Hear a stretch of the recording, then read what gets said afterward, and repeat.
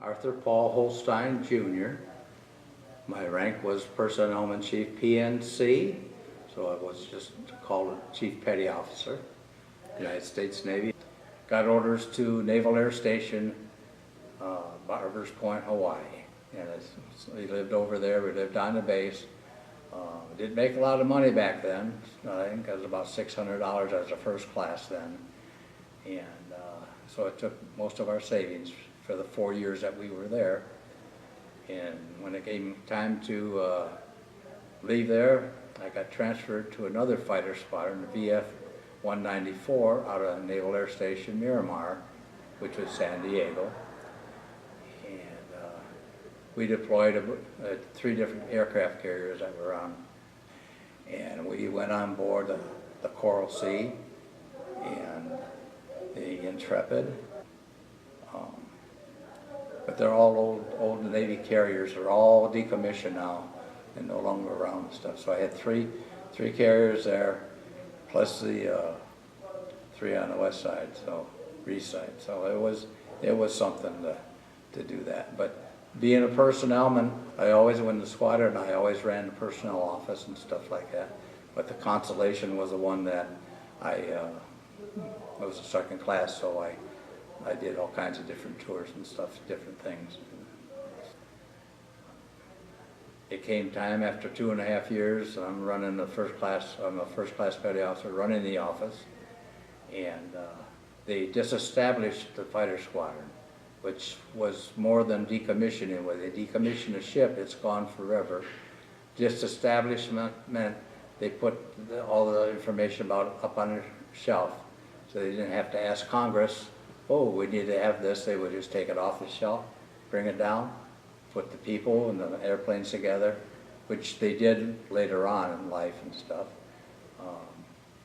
So I still had 6 months to go, and I'm working on, I want to come back to Great Lakes because that's where my wife was. This year we celebrated our 50th anniversary.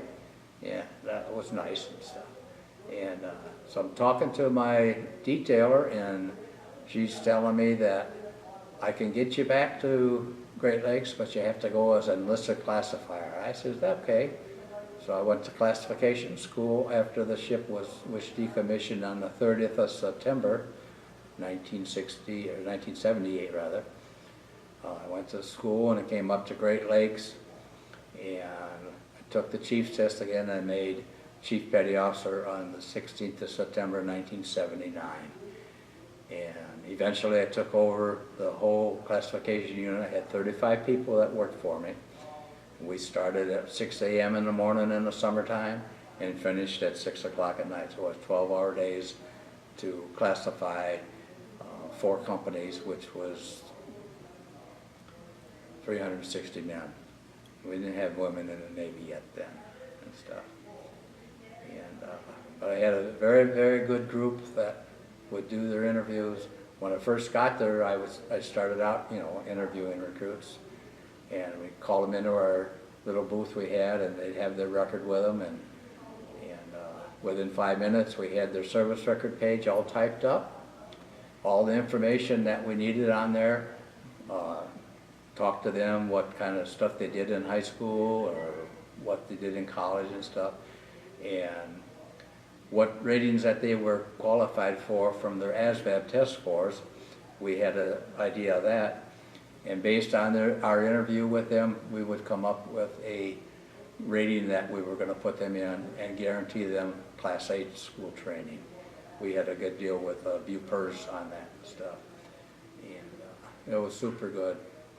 One of the best things I think I did there, I had a policeman that came in, and the Master at Arms rating was a brand new rating that had come out, and they needed people in it.